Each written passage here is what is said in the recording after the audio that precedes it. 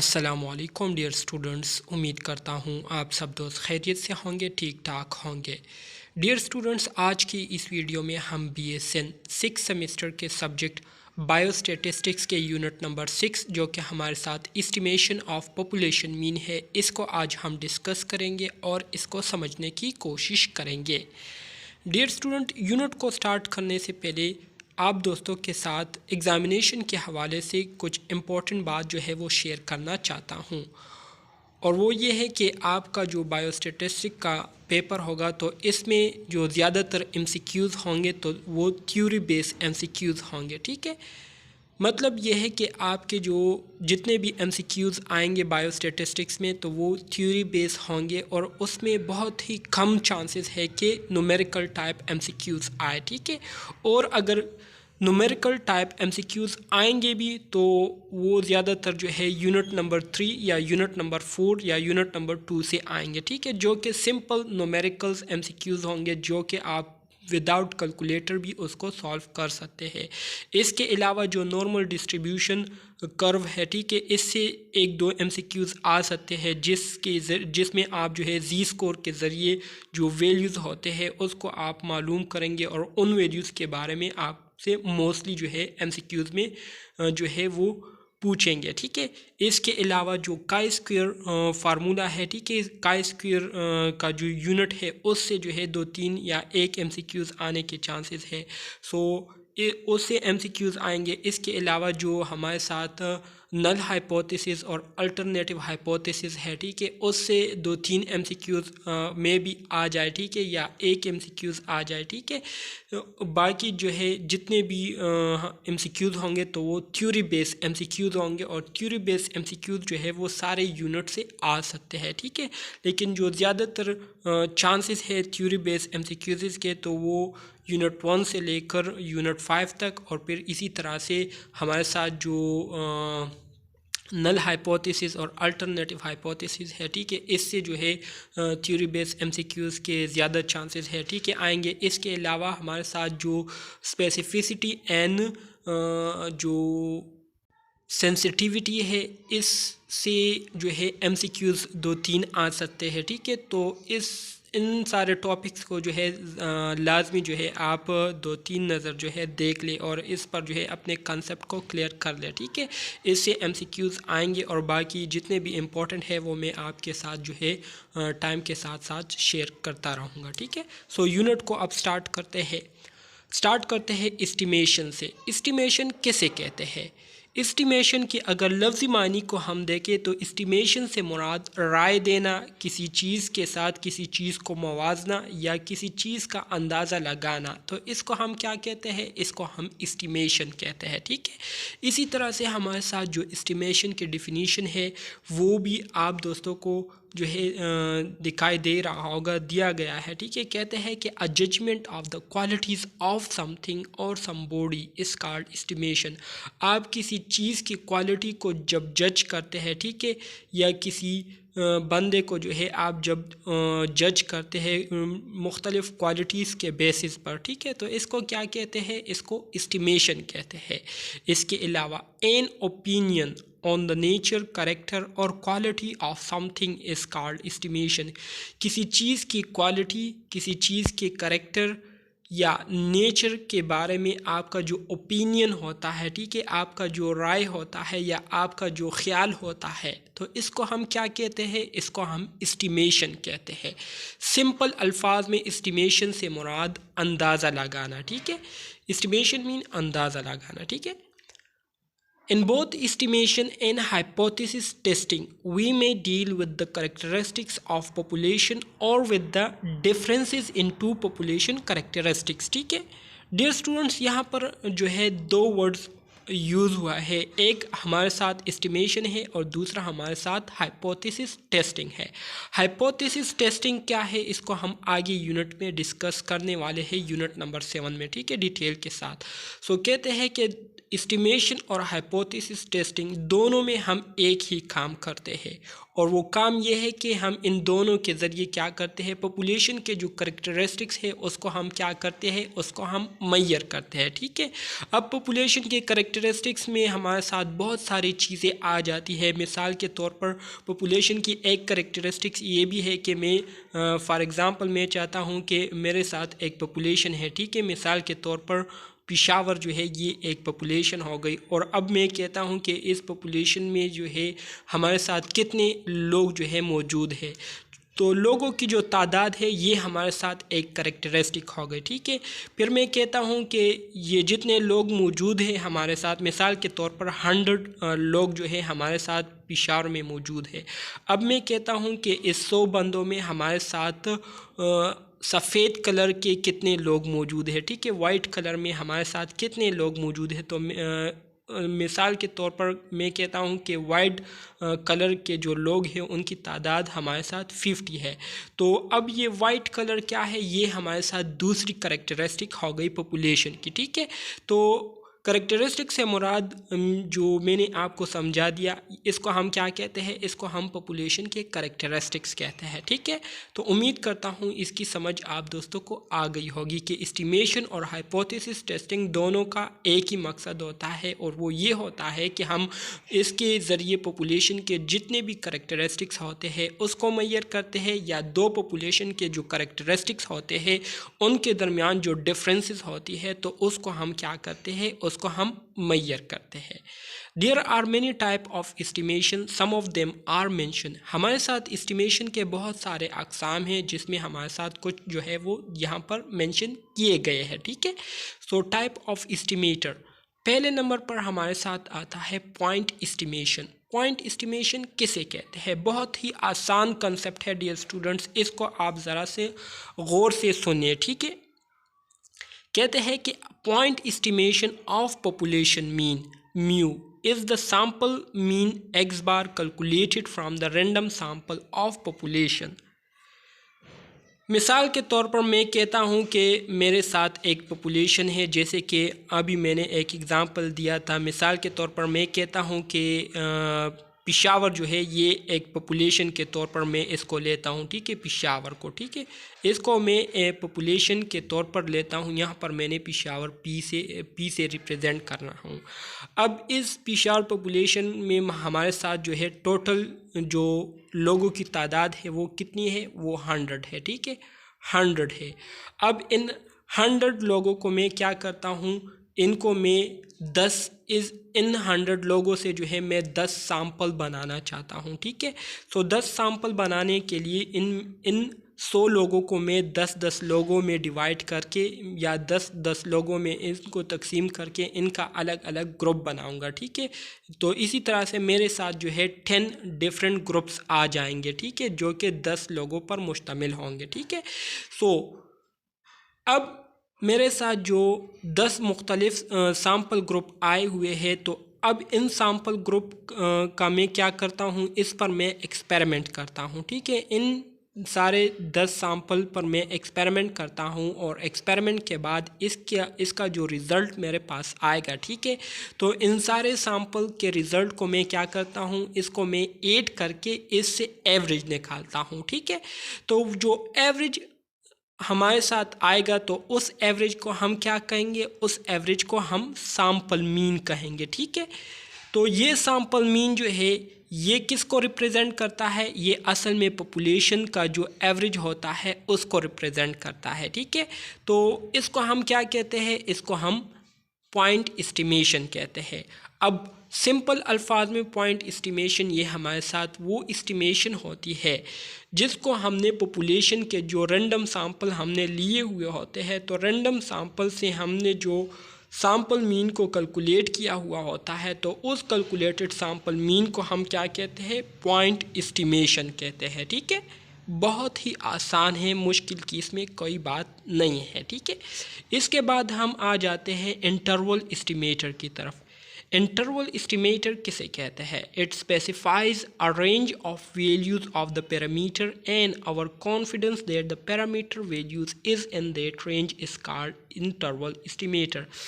Interval estimator ये असल में हमारे साथ एक टूल होता है, ठीक है, जिसके ज़रिए हम क्या करते हैं, जिसके ज़रिए हम एक ख़ास रेंज में जो है मुख्तलिफ़ वैल्यूज़ को क्या करते हैं, मुख्तलिफ़ वैल्यूज़ को स्पेसिफ़ाई करते हैं, ठीक है। और वो वैल्यूज़ जो होते हैं वो वैल्यूज़ हमारे साथ पॉपुलेशन के जो पैरामीटर है उन पैरामीटर के वैल्यूज़ होते हैं, ठीक है। और फिर इसी तरह से उस वैल्यूज़ पर हमारा जो कॉन्फिडेंस होता है कि हाँ ये वैल्यू जो है ये हमारे पॉपुलेशन में जो है ये मौजूद है या पॉपुलेशन के आसपास है, ठीक है, या पॉपुलेशन के जो है करीब तरीन है, तो इस पर हमारा जो ये कॉन्फिडेंस होता है तो इसको हम क्या कहते हैं, इसको हम इंटरवल एस्टिमेटर कहते हैं, ठीक है। सिंपल अल्फाज में इंटरवल एस्टिमेटर का जो बुनियादी मकसद होता है या इसका जो बुनियादी काम होता है वो यही होता है कि ये हमें क्या करती है, ये हमें पॉपुलेशन के जितने भी पैरामीटर है उस पैरामीटर के हवाले से हमने जो अंदाज़ा लगाया हुआ होता है तो उस अंदाजे के करीब तरीन वैल्यूज़ ये हमें कौन देती है, ये हमें इंटरवल एस्टिमेटर देती है, ठीक है। इंटरवल एस्टिमेटर का ये काम होता है। तो आगे बढ़ते हैं डियर स्टूडेंट्स। पॉइंट एस्टिमेशन की वही डिफिनीशन है कि a point estimate of the population parameter is the sample statistic. Computed से मुराद कैलकुलेटेड, ठीक है। कंप्यूटेड का मतलब क्या है, calculated. From a random sample drawn from the population under study, ठीक है। पॉपुलेशन से हमने जो रैंडम सैंपल लिए हुए होते हैं तो उन रैंडम सैंपल पर एक्सपेरिमेंट करने के बाद हमारे साथ जो सैंपल मीन आता है तो उस सैंपल मीन को हम क्या कहते हैं, पॉइंट एस्टिमेशन कहते हैं पॉपुलेशन का। Certain sample statistics are good point estimator for certain parameter. इसी तरह से हमारे साथ कुछ सैंपल स्टैटिस्टिक या जो सैंपल मीन होते हैं, ठीक है, ये हमारे साथ क्या होते हैं, as a good point estimator के तौर पर काम करती है पॉपुलेशन के पैरामीटर के लिए। जैसे कि हमारे साथ जो सैंपल मीन है जिसको हम एक्स बार से रिप्रेजेंट करते हैं ये हम पॉपुलेशन मीन के लिए यूज़ करते हैं, ठीक है। इसी तरह से हमारे साथ जो सैंपल स्टैंडर्ड डिविएशन है जिसको हम एस से रिप्रेजेंट करते हैं, ठीक है, ये हम पॉपुलेशन स्टैंडर्ड डिविएशन के लिए यूज़ करते हैं जिसको हम सिग्मा से रिप्रेजेंट करते हैं, ये आप देख सकते हैं, ठीक है। इसी तरह से हमारे साथ सैंपल प्रोबेबिलिटी है जिसको हम पी से रिप्रेजेंट करते हैं, इसको हम पॉपुलेशन प्रोबेबिलिटी के लिए यूज़ करते हैं। Sample mean is a statistics that vary from sample to sample, ठीक है।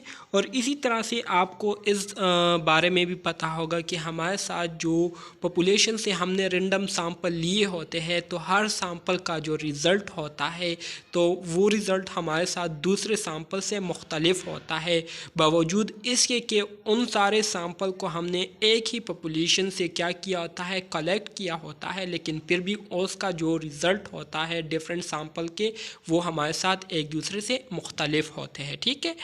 If the investigator had repeated the experiment, अगर इन्वेस्टिगेटर से मुराद अगर जो एक्सपेरिमेंट करने वाला होता है वो अगर एक्सपेरिमेंट को बार बार करे, ठीक है, he would have found a range of sample mean, तो उसके पास जो है लातादाद सैंपल मीन्स आ जाएंगे, ठीक है, मतलब लातादाद सैंपल्स के रिजल्ट्स आ जाएंगे। Any one of which would be a point estimate of the population, और फिर इसमें से कोई भी पॉपुलेशन मीन का पॉइंट एस्टिमेट जो है वो हो सकता है, ठीक है।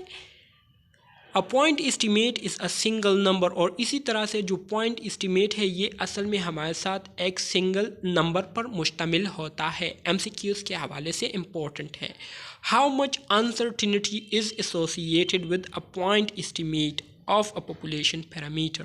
The point estimate method failed to indicate how close the estimate is to population parameter. This flaw can be remedied by use of confidence interval estimate.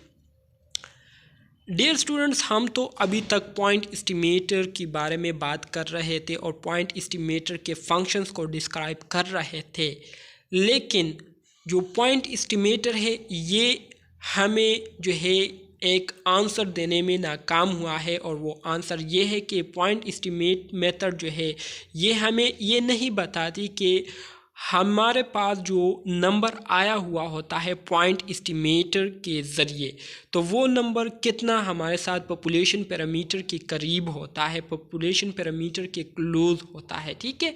तो इस बारे में जो है हमें पॉइंट एस्टिमेटर जो है ये हमें इंफॉर्मेशन नहीं देती, जिसकी वजह से ये पॉइंट एस्टिमेटर जो है फेल हो चुका है। इस कमी को पूरी करने के लिए हमारे साथ एक दूसरा टूल यूज़ होता है, और उस टूल को क्या कहते हैं, उस टूल को कॉन्फिडेंस इंटरवल एस्टिमेट कहते हैं, जिसको CI से रिप्रेजेंट किया जाता है, ठीक है। Confidence interval An interval estimate provide more information about a population parameter या characteristics। पैरामीटर कैरेक्टरिस्टिक्स ये सारे हमारे साथ एक ही चीज़ है, ठीक है। पैरामीटर हो या कैरेक्टरिस्टिक्स हो या वेरिएबल्स हो, ये सारी हमारे साथ एक ही चीज़ है, ठीक है। सो जो हमारे साथ कॉन्फिडेंस इंटरवल होता है, तो ये हमें ज़्यादा इंफॉर्मेशन जो है प्रोवाइड करते हैं पॉपुलेशन के कैरेक्टरिस्टिक्स के हवाले से, जो कि हमें पॉइंट एस्टिमेट प्रोवाइड नहीं करती थी, ठीक है। It provides a confidence level for the estimate, और इसी तरह से ये हमें एस्टिमेट के लिए एक कॉन्फिडेंस लेवल को भी प्रोवाइड करती है, जिसके ज़रिए हम फिर ये क्लेम कर सकते हैं, ये दावा कर सकते हैं कि हाँ, मैं इतना फ़ीसद या इतना % जो है मैं श्योर हूँ कि मेरा जो अंदाज़ा है वो ठीक है या ठीक नहीं है, ठीक है। सच इंटरवल एस्टिमेट आर कार, और इस इंटरवल एस्टिमेट को हम क्या कहते हैं, कॉन्फिडेंस इंटरवल कहते हैं। बहुत ही सिंपल कंसेप्ट है डियर स्टूडेंट्स, इसमें मुश्किल की कोई बात नहीं है, ठीक है। इस थ्योरी को जो है ज़्यादा से ज़्यादा इसको याद करें, इसको अंडरस्टैंड करें, क्योंकि आपके जो एग्ज़ामिनेशन होंगे उसमें ज़्यादातर जो क्वेश्चन होंगे वो थ्योरी बेस्ड क्वेश्चन होंगे, न्यूमेरिकल बहुत कम आपको देखने को मिलेंगे, ठीक है। और अगर न्यूमेरिकल ज़्यादा आए तो ये आपकी किस्मत पर डिपेंड करती है, ठीक है। हमारे जब बायोस्टैटिस्टिक्स के एग्ज़ाम थे, तो हमारे जो एग्ज़ाम थे तो उनमें तकरीबन 2 या 3 न्यूमेरिकल्स आए हुए थे, बाकी सारे थ्योरेटिकल MCQs थे, ठीक है। सो यहाँ पर जो है आपको एक डायग्राम दिया गया है, जिसके ज़रिए आपको समझाया जा रहा है कि पॉइंट एस्टिमेट किसे कहते हैं, विड ऑफ कॉन्फिडेंस इंटरवल किसे कहते हैं, अपर कॉन्फिडेंस किसे कहते हैं, लोअर कॉन्फिडेंस किसे कहते हैं।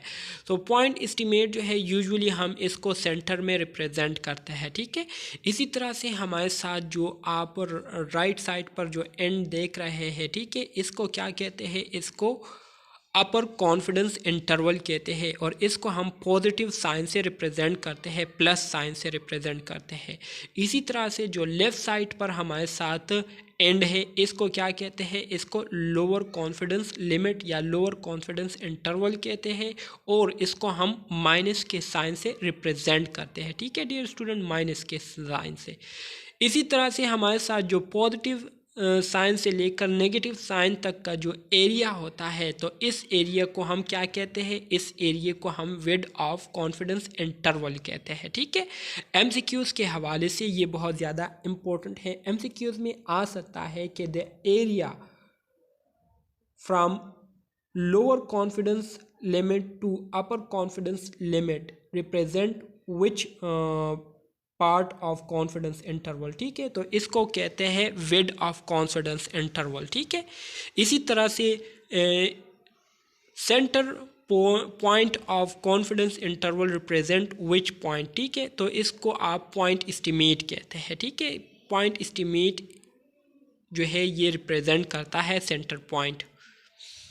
इंटरवल एस्टिमेशन वही डिफिनीशन है कि ये हमारे साथ नंबर इंटरवल्स होते हैं, इंटरवल्स ऑफ नंबर, मतलब नंबर पर मुश्तमिल एक क्या होती है, एक सीरीज़ होती है, in which we have a specified degree of assurance that the values of the parameter can be found. और हमारे साथ जो नंबर की एक सीरीज़ होती है, मिसाल के तौर पर 1 2 3 4 5 6 7 8 9 और इसी तरह से 10, ठीक है।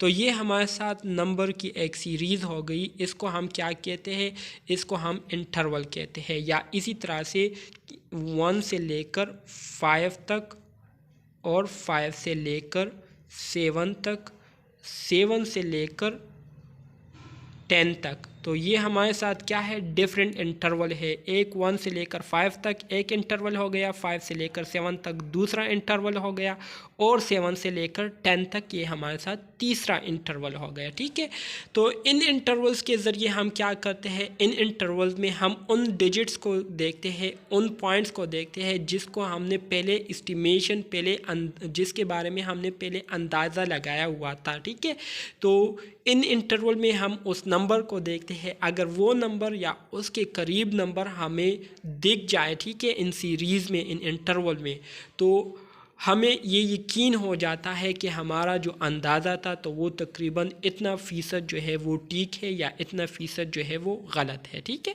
तो इसलिए हम इंटरवल एस्टिमेशन करते हैं। The level of confidence tells the probability the method produce an interval that include unknown parameters। ठीक है, an interval gives a range of values. हमारे साथ जो इंटरवल होते हैं तो ये हमें रेंज ऑफ वैल्यूज़ जो है प्रोवाइड करती है।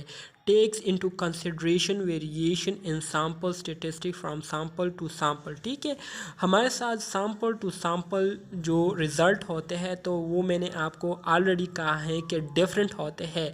तो इन सारे वेरिएबल्स को हम क्या करते हैं, इसका एवरेज लेते हैं और उस एवरेज को फिर हम कंसीडर करते हैं। Based on observation from first sample give information about closeness to unknown population parameter। ठीक है, और हमारे साथ जो फर्स्ट सैम्पल होता है तो उस फर्स्ट सैम्पल से हमारे साथ जो रिज़ल्ट आया हुआ होता है तो उस रिज़ल्ट के जो इन्फॉर्मेशन होते हैं उसको हम क्या करके उसको हम कंपेयर करते हैं पॉपुलेशन पैरामीटर के जो अननोन पैरामीटर्स होते हैं उसके साथ। ठीक है,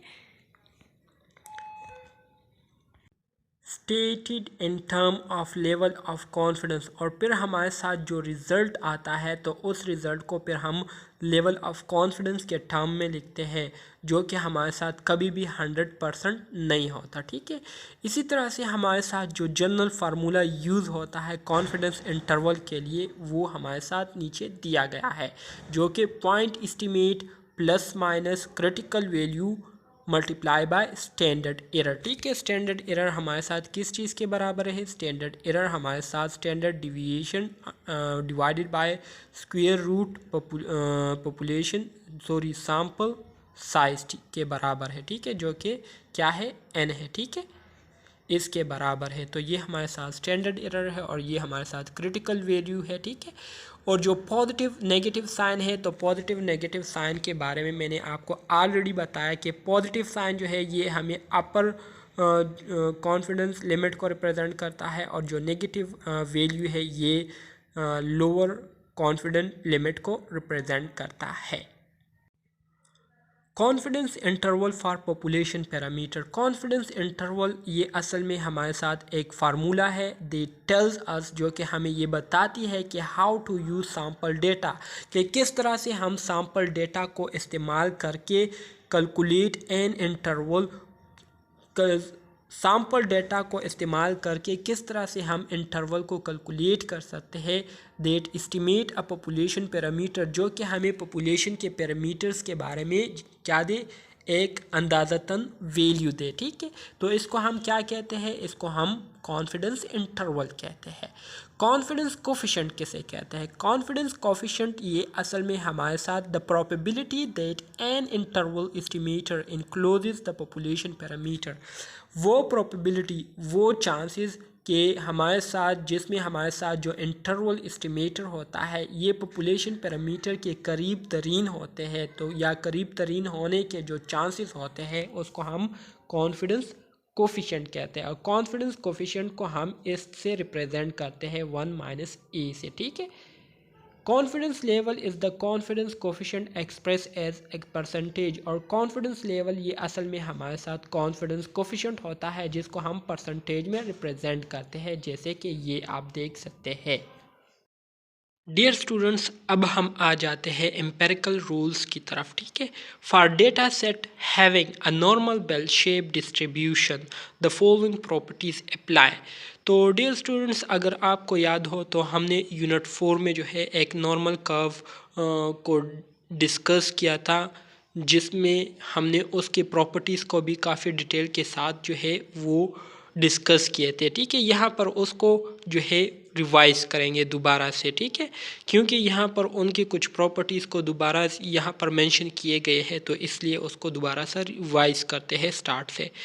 सबसे पहला हमारा जो काम होता है वो हमने नॉर्मल कर्व को बनाना होता है। ठीक है, जो कि बेल शेप में होता है। आप इसको देखें मैं किस तरह से बनाता हूँ। सबसे पहले आपने इस तरह का डायग्राम बनाना होता है जो कि बिल्कुल एक बेल की तरह से होता है। ठीक है, जैसे कि आप देख सकते हैं। ठीक है, अब अगर आप इसको देखें तो ये बिल्कुल बेल की तरह से आपको नज़र आ रहा होगा। ठीक है, इसका जो बिल्कुल सेंटर पोर्शन होता है, ठीक है, जो दरमियान में हम लाइन लगाते हैं, ये असल में किसको रिप्रेजेंट करता है? ये असल में मीन को रिप्रेजेंट करता है। मीन को मैं एम से रिप्रेजेंट करता हूँ। ठीक है, यहाँ पर फ़िलहाल मीन को रिप्रेजेंट करता है। इसी तरह से हमारे साथ जो बिल्कुल साइड पर जो एरियाज़ होते हैं, ये वाले जो एरियाज़ होते हैं, तो इसको क्या कहते हैं? इसको क्रिटिकल रीजन कहते हैं। ठीक है, ये हमारे साथ क्रिटिकल रीजन होते हैं। इसके अलावा हमारे साथ ये वाला जो एरिया है, इस क्रिटिकल रीजन से लेकर यहाँ तक का जो एरिया होता है, तो ये 3 पार्ट्स पर जो है ये मुश्तमिल होता है। ठीक है, अब वो 3 पार्ट्स कौन से हैं उस पर अब डिटेल के साथ बात करेंगे। सबसे पहले यहाँ पर आ जाते हैं, कहते हैं कि about 68% of all values fall with in first standard deviation of the mean. कहता है कि मीन का तकरीबन 68% जितना भी एरिया होता है, तो वो फर्स्ट स्टैंडर्ड डिविएशन में क्या करती है? फॉल करती है। अब फर्स्ट स्टैंडर्ड डिविएशन कहाँ पर है? फर्स्ट स्टैंडर्ड डिविएशन हमारे साथ मीन के लेफ़्ट राइट साइड पर जो एरिया होता है, इसको हम फर्स्ट स्टैंडर्ड डिविएशन कहते हैं, जिसको मैं येलो लाइन से रिप्रेजेंट करूँगा। आप देख सकते हैं इसको, यहाँ से लेकर यहाँ तक का जो एरिया है। ठीक है, तो अब यहाँ से लेकर यहाँ तक का जो एरिया है, इसको हम क्या कहते हैं? इसको हम फर्स्ट स्टैंडर्ड डिविएशन कहते हैं। ठीक है, और ये हमारे साथ 68 के बराबर होता है, 68% के बराबर होता है। ठीक है, इसके बाद हमारे साथ जो दूसरी प्रॉपर्टी है नॉर्मल बेल शेप डिस्ट्रीब्यूशन की, वो ये है कि about 95% of all values fall with in second standard deviation of the mean. और इसी तरह से मीन के तकरीबन 95% जो वैल्यूज होती है, तो वो सेकेंड स्टैंडर्ड डिविएशन में फॉल करती है। ठीक है, अब सेकेंड स्टैंडर्ड डिविएशन ये कहाँ से कहाँ तक होता है? सेकेंड स्टैंडर्ड डिविएशन को मैं ब्लू लाइन से रिप्रेजेंट करूँगा। ठीक है, तो यहाँ से लेकर यहाँ तक का जो एरिया होता है, इसको हम क्या कहते हैं? इसको हम सेकंड स्टैंडर्ड डिविएशन कहते हैं, जैसे कि लाइन के ज़रिए आप देख सकते हैं। ठीक है, तो सेकंड स्टैंडर्ड डिविएशन आप देख सकते हैं कि ये हमारे साथ फर्स्ट स्टैंडर्ड डिविएशन से ज़्यादा होती है, तो इस वजह से इसमें 95% जितनी भी वैल्यूज़ होती है, तो वो क्या करती है? फॉल करती है। ठीक है, इसके बाद हमारे साथ जो तीसरी प्रॉपर्टी है, ठीक है, नॉर्मल बेल शेप डिस्ट्रीब्यूशन की या नॉर्मल कर्व की, तो वो ये है कि about 99.7% of all values fall with in third standard deviation of the mean. और इसी तरह से मीन के तकरीबन 99.7% का जो हमारे साथ एरिया होता है, ठीक है, तो वो किस चीज़ में फॉल करती है? वो हमारे साथ फॉल करती है 99.7% में। ठीक है, थर्ड स्टैंडर्ड डिविएशन में फॉल करती है। तो थर्ड स्टैंडर्ड डिविएशन हमारे साथ यहाँ से लेकर जो येलो लाइन में दोबारा से लगा रहा हूँ, तो यहाँ तक का जो एरिया होता है, ठीक है, यहाँ से लेकर यहाँ तक का जो एरिया होता है, तो ये हमारे साथ थर्ड स्टैंडर्ड डिविएशन कहलाती है। और इसमें जो एरिया आती है, तो वो तकरीबन 99.7% के बराबर होती है। तो ये हमारे साथ एक इम्पोर्टेंट एमसीक्यूज़, आप इसको कंसीडर कर सकते हैं अपने साथ, आप इसको नोट कर सकते हैं। एमसीक्यूज़ में आपसे ये पूछ सकते हैं कि फर्स्ट स्टैंडर्ड डिविएशन में जो है कितनी फ़ीसद जो है वैल्यूज़ फॉल करती है। तो फर्स्ट स्टैंडर्ड डिविएशन में 68% वैल्यूज़ फॉल करती है, सेकेंड स्टैंडर्ड डिविएशन में 95% वैल्यूज़ जो है वो फॉल करती है, और थर्ड स्टैंडर्ड डिविएशन में 99.7% वैल्यूज़ जो है ये फॉल करती है। ठीक है, तो एमसीक्यूज़ में इस तरह से आपको आ सकता है। डियर स्टूडेंट्स, मज़ीद आगे बढ़ते हैं। Selecting a confidence level. Confidence level को हम किस तरह से सेलेक्ट करेंगे? There is no one confidence level that is appropriate for all circumstances. कहते हैं कि ऐसा कोई भी हमारे साथ कॉन्फिडेंस लेवल नहीं है जो कि हर किस्म की कंडीशन के लिए क्या हो, ठीक हो, बराबर हो। ठीक है। ग्रेटर कॉन्फिडेंस लेवल मीन, कहते हैं कि अगर आपके पास कॉन्फिडेंस लेवल जो है वो ज़्यादा आ जाए, ठीक है, तो इसका मतलब ये है कि greater certainty that the interval estimate of population mean actually contain hypothesize population mean. ठीक है। तो कहते हैं कि अगर कॉन्फिडेंस लेवल जो है ये आपके पास कॉन्फिडेंस लेवल की जो वैल्यू है वो ज़्यादा आ जाए, तो इसका मतलब ये है कि ज़्यादा सर्टेनिटी होगी, ज़्यादा शक होगा लोगों को कि हमारे साथ जो पॉपुलेशन मीन एस्टिमेट है वो क्या है, वो हाइपोथेसाइज पॉपुलेशन मीन एस्टिमेट के बराबर है। ठीक है। मतलब लोग श्योर नहीं होंगे बल्कि ज़्यादा वो शक में होंगे। ठीक है। वो इस बात पर श्योर नहीं होंगे कि हमने जो अंदाज़ा लगाया था कि वो ज़्यादा ठीक है या नहीं। ठीक है। बल्कि वो बहुत ज़्यादा शक में होंगे, शक इसमें ज़्यादा होगा। ठीक है। अगर कॉन्फिडेंस लेवल जो है ये आपके पास स्मॉल आ जाए, ठीक है, तो इसका मतलब ये है कि जो मार्जिन ऑफ एरर है वो हमारे साथ क्या है, वो हमारे साथ स्मॉलर होगा। और इसी तरह से हमारे साथ जो इंटरवल एस्टिमेट होगा तो वो हमारे साथ ज़्यादा प्रिसाइज होगा। प्रिसाइज से मुराद ज़्यादा ठीक होगा, but they are less likely to contain hypothesize population mean. लेकिन इसमें जो हाइपोथेसाइज जो हमने एस्टिमेट किया था तो वो बहुत ज़्यादा कम होगा इसमें। ठीक है। यूजुअली हम जो ट्रेडिशनली जो कॉन्फिडेंस लेवल को यूज़ करते हैं तो वो हम सेकंड स्टैंडर्ड कॉन्फिडेंस लेवल को यूज़ करते हैं जो कि हमारे साथ 95% के बराबर है। ठीक है। एमसीक्यूज़ के हवाले से ये भी आता है कि by tradition the default level of confidence is 95%। ठीक है। एमसीक्यूज़ में ये आ सकता है।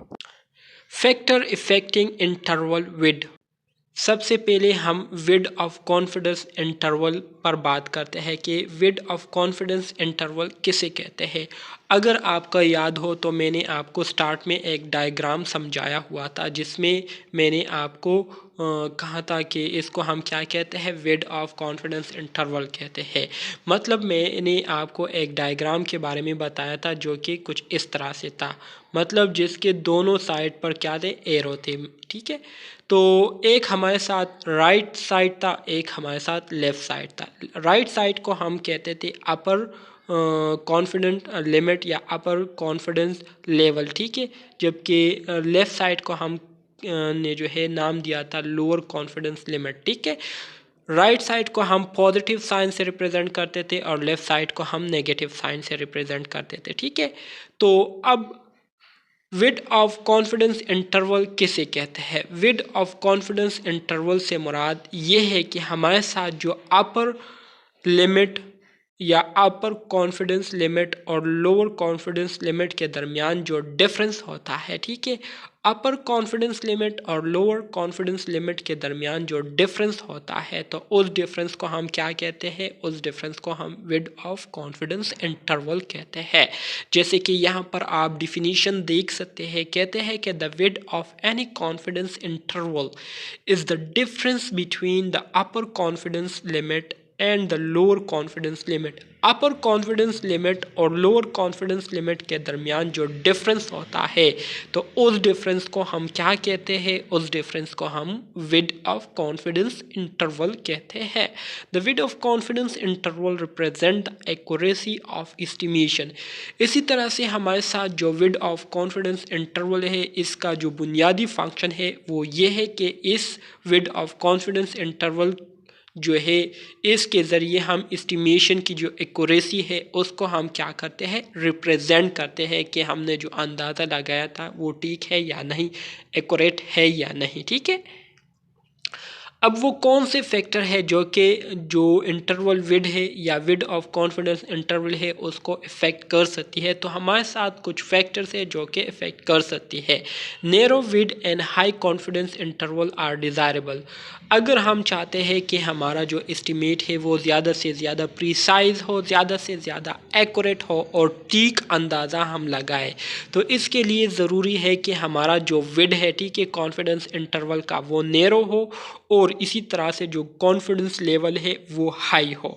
तो अगर ये दोनों इस तरह से होंगे, अगर विड नैरो होगा और कॉन्फिडेंस लेवल हमारे साथ हाई होगी, तो हमारे साथ जो एस्टिमेशन होगी तो वो क्या होगी, वो डिज़ायरेबल होगी, वो एक्यूरेट होगी, ठीक है। लेकिन कुछ ऐसे फैक्टर है जो कि इन दोनों फैक्टर को क्या करती है, इफेक्ट करती है, जिसमें पहले नंबर पर हमारे साथ data variation measured by standard deviation of population. Standard deviation of population के ज़रिए हमने जो डेटा में जो वेरिएशन आई हुई होती है, डेटा में जो चेंजेस आए हुए होते हैं, ठीक है, तो ये बहुत ज़्यादा इफ़ेक्ट करते हैं कॉन्फिडेंस लेवल और विड ऑफ जो हमारे साथ कॉन्फिडेंस इंटरवल है उसको इफ़ेक्ट करती है। इसी तरह से जो सैम्पल साइज़ है ये भी बहुत ज़्यादा इफ़ेक्ट करती है। अगर सैम्पल साइज़ हमारे साथ स्मॉल है तो हमारे साथ जो रिज़ल्ट होगा वो एक्यूरेट होगा, लेकिन अगर सैम्पल साइज़ हमारे साथ लार्ज है तो हमारे साथ जो एरर के चांसेस है वो फिर ज़्यादा होंगे, ठीक है। इसी तरह से लेवल ऑफ कॉन्फिडेंस जो है ये बहुत ज़्यादा इफ़ेक्ट करती है किसको, विड ऑफ कॉन्फिडेंस इंटरवल को। इसी तरह से कॉन्फिडेंस इंटरवल एस्टिमेट भी बहुत ज़्यादा इफ़ेक्ट करती है। तो ये वो फैक्टर्स है जो कि एमसीक्यूज़ में आ सकते हैं। आपसे एमसीक्यूज़ में इस तरह से पूछ सकते हैं कि how many factors effect width of confidence interval, या in the following which one effect the width of confidence interval, ठीक है। तो आपको ऑप्शंस दिए गए होंगे जिसमें एक इस जो मेंशन यहाँ पर है, इनमें से एक को वहाँ पर मेंशन किया गया होगा। अगर आपने इसको याद किया है तो आप फिर वहाँ पर करेक्ट मार्किंग कर सकेंगे।